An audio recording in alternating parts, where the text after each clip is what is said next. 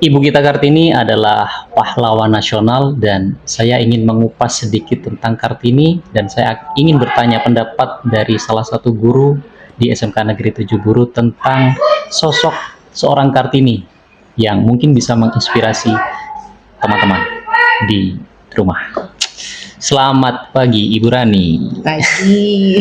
Hari ini tadi kita sudah melaksanakan upacara bendera tentang juga memperingati Hari Kartini. Nah, menurut Ibu Rani, ini jangan dalam-dalam dulu nih, sebagai perempuan, sosok seorang Kartini, seperti apa? Ibu Kartini itu istimewa. Istimewanya? Kenapa bisa dibilang istimewa? Karena dia salah satu seorang perempuan, pahlawan perempuan yang dirayakan ulang tahunnya oleh bangsa Indonesia. Tidak ada pahlawan lainnya yang dirayakan ulang tahunnya, kecuali Ibu kita Kartini. Nah, kenapa istimewanya? Karena ada perjuangan yang dilakukan oleh Ibu Kartini itu dia sedikit berbeda daripada pejuang-pejuang wanita lainnya. Kalau yang lainnya mungkin turun dalam medan perang, kalau Ibu Kartini tidak. Dia membuat suatu perubahan terhadap wanita. Iya. Nah, tadi juga dinyanyikan ada lagunya ya Bu, Ibu tentang Ibu kita Kartini. Nah, mungkin yang pahlawan-pahlawan lain belum ada lagunya. Nah, Ibu Kartini salah satu yang spesial juga karena dibikinkan lagu khusus untuk beliau. Nah, Ibu kita Kartini mungkin bisa diceritakan sejarahnya sedikit. Beliau lahir di mana? Sepengetahuan saya ya. Supaya teman-teman juga tahu. Saya juga, karena saya bukan guru sejarah, saya guru matematika. Ya, by the way, Bu Rani adalah guru matematika. Ya. Silakan. Jadi ini adalah sejarah yang mungkin sudah melekat di saya waktu sekolah dulu tentang Ibu Kartini. Ini yang saya ceritakan. Jadi Ibu Ajeng Kartini yang biasa kita kenal dengan Ibu Kartini ini, dia adalah seorang wanita bangsawan dari Jepara yang lahir pada tanggal 21 April 1789. Seorang wanita bangsawan tapi tidak membuat dia merasa sombong dan angkuh gitu. Untuk mengenyam pendidikan dia tidak mau hanya dia sendiri, tapi dia mau teman-teman sebayanya, wanita-wanita yang ada di luar sana, yang di bawahnya itu juga mengemban pendidikan sama seperti dia.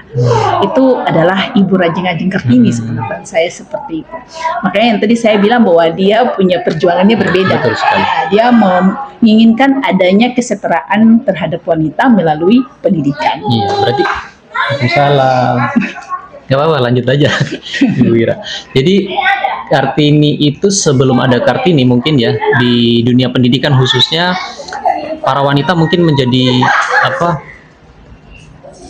perempuan-perempuan ini seperti tidak memiliki kesempatan mungkin ya untuk pendidikan begitu Bu Rani. Mungkin bisa karena sebenarnya adat kebiasaan sih budaya daripada orang Indonesia pada sebelum adanya terobosan dari Ibu Ajeng Kartini bahwa yang mengembani pendidikan cuma wanita-wanita yang berbangsawan. Wanita bangsawan yang kaya begitu. Jadi pemahaman mereka bahwa wanita itu sebenarnya tempatnya cuma ada di sumur, di dapur gitu. Yang tugasnya hanya di bawah saja seperti itu, tidak mungkin menjadi seorang pemimpin yang hebat dan sebagainya, karena menurut mereka itu hanya tempatnya untuk laki-laki.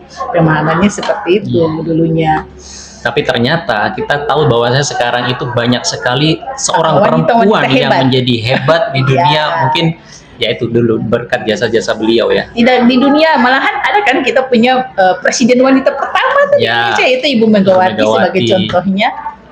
Ada Menteri Keuangan, Ibu Sri Mulyani. Orang-orang hebat semuanya itu. Menteri Perikanan kemarin, Kelautan juga luar biasa itu mereka. Nah, sosok seorang Kartini, apa yang membuat Ibu Rani mungkin terinspirasi oleh beliau?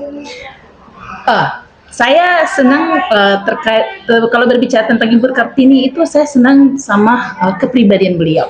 Karena menurut saya Ibu Kartini adalah seorang wanita yang hebat, yang tangguh, yang ulet, yang cerdik, pintar dan berbudaya.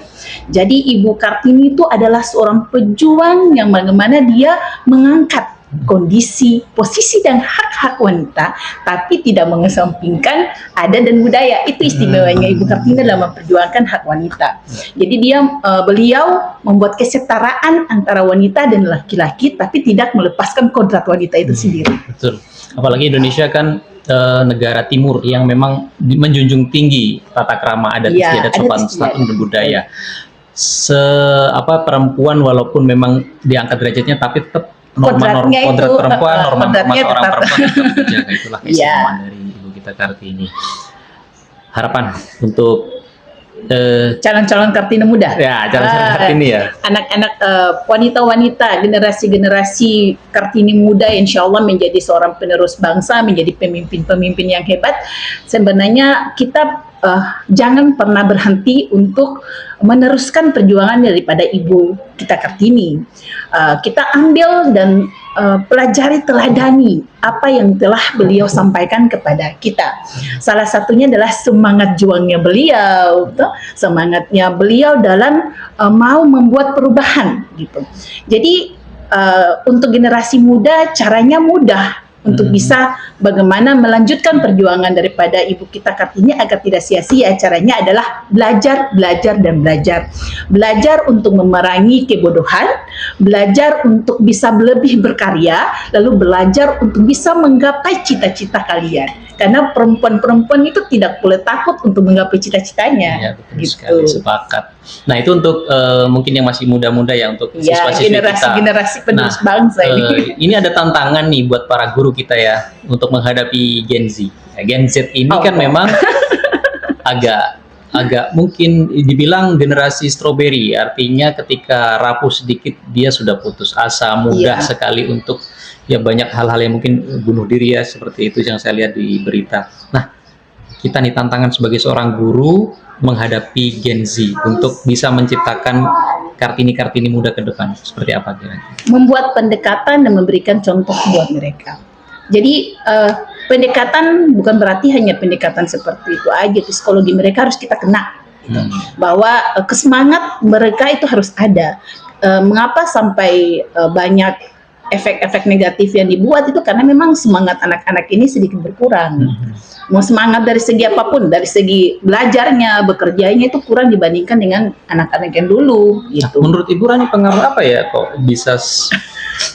Mau bilang itulah sesuatu perubahan pasti ada negatif dan positifnya.